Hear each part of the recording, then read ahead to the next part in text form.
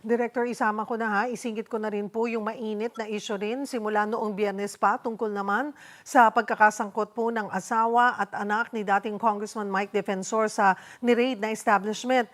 Paano po ninyo tinutugunan yung aligasyon ni Ginang Julie Defensor na ito ay isang political vendetta?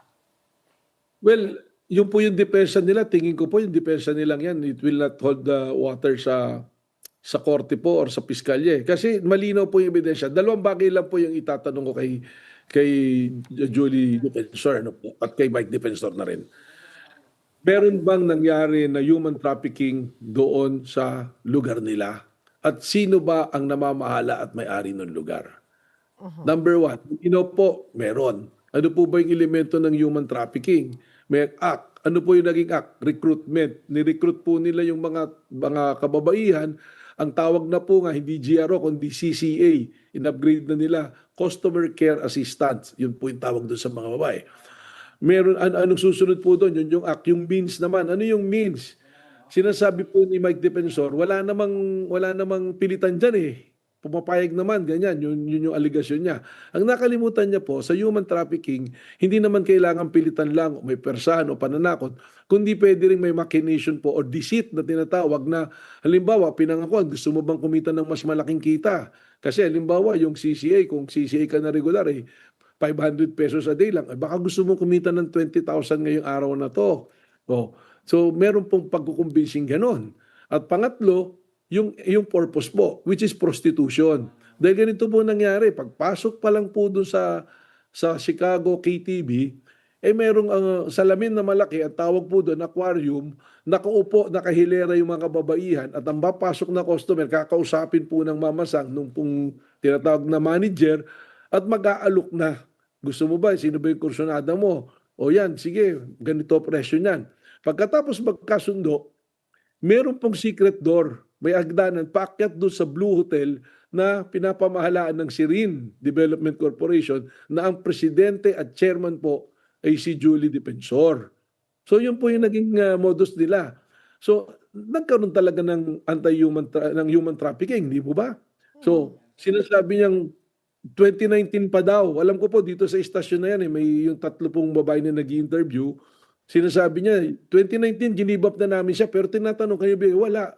Sapagkat meron po kaming dokumento na galing sa SEC na 2025 updated, ang presidente at chairman pa rin ng Sirin doing a business under the name of style of Blue Hotel is si Julie Defensor, at ang treasurer ay si Miguel Gabriel Defensor.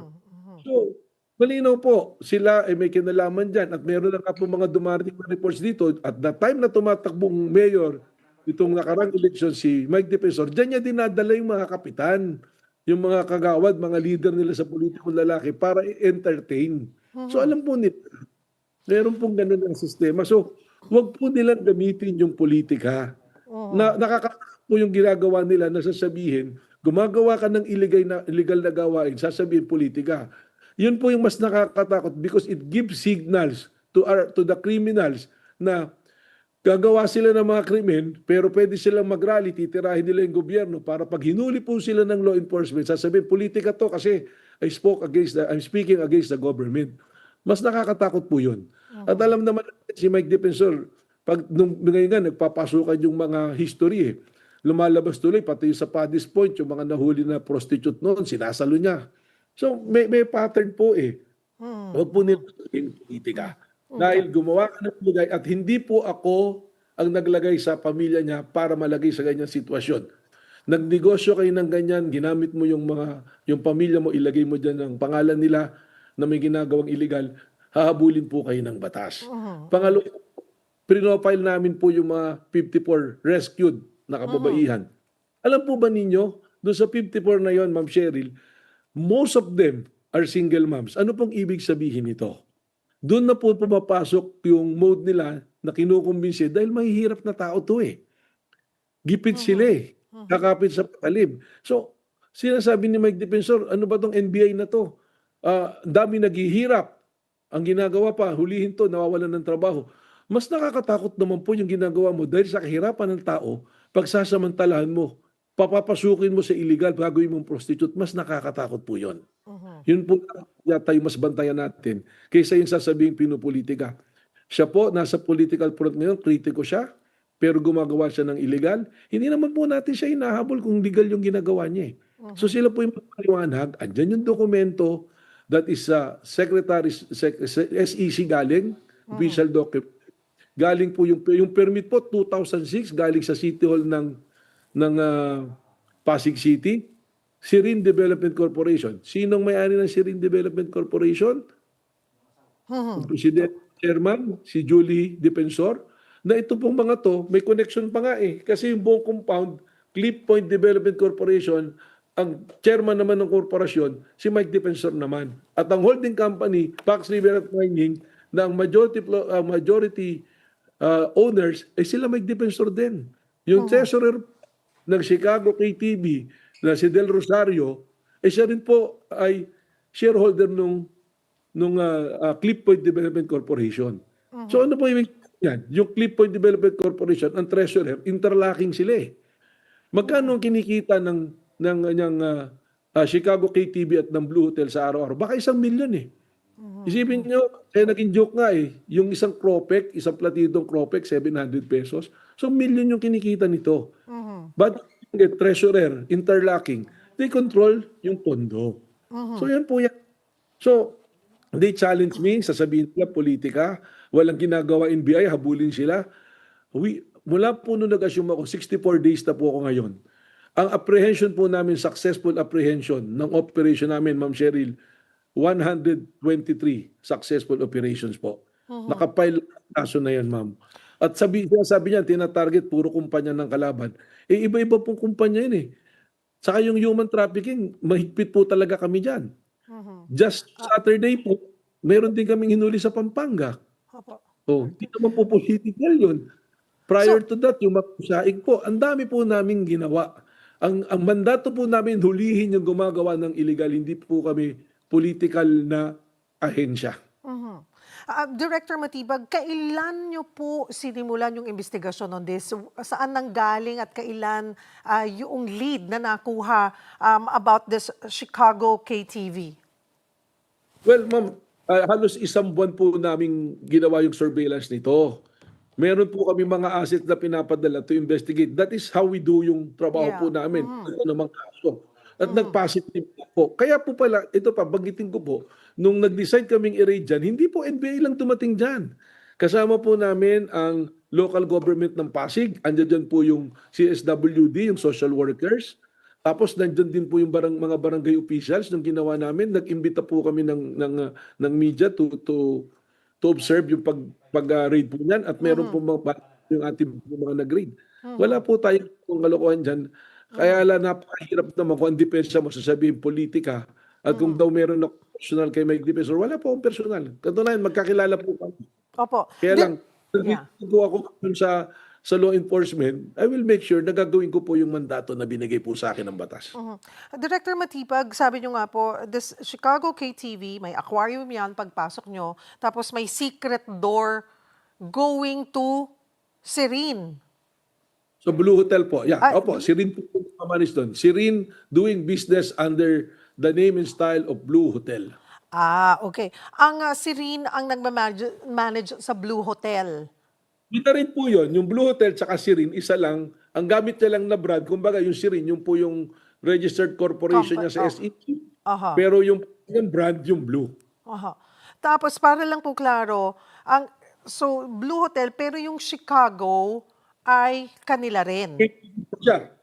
Ang ginawa po naman nila, may lease agreement sila. Sirin po, ibig sabihin, yung first and second floor niyan ay Sirin po. Ang ginawa po nila, pinarenta po nila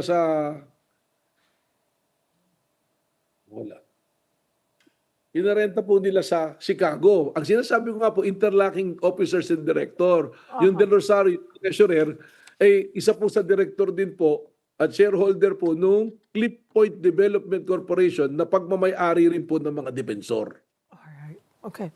Puntahan ko lamang po yung sabi niyong pag-profile, na-profile niyo na po itong 54 na na-rescue na mga kababaihan. Pero lahat din po ba ay nakuhanan ng salaysay at ano po ang kanilang kwento?